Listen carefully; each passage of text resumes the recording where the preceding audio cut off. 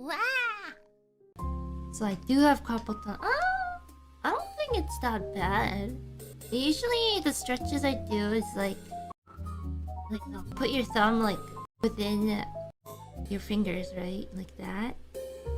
And then you go tweak. And then there's your finger. And then you just go tweak. If that makes sense. And if you do that and it kind of hurts, then you should do more stretches. Just lodge your thumb. No, that's what it looks like though. When I look at my hand, it goes like, and then your hand is doing that. Like some of the light stretches I can do is like, I have my hand like that. It kind of looks like I'm doing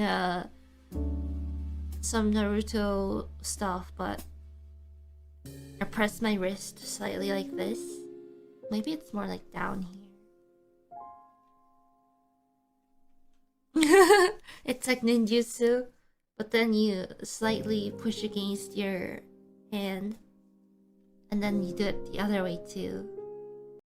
Your hand is like that, and then you kind of push against your hand. The Anti-carpal Tunnel No Jutsu. Yeah, definitely if you're an artist or anything, actually even if you're just like an office worker or you use the keyboard a lot or your mouse, definitely do these stretches. If you look up like carpal tunnel stretches or whatever on YouTube, they show a whole bunch. Do they really help you? They do. They do. Use a wristband for carpal tunnel. But I heard, like I used, like the time when it was really bad, like my wrist was super bad. I used to have braces on all the time, but you can't.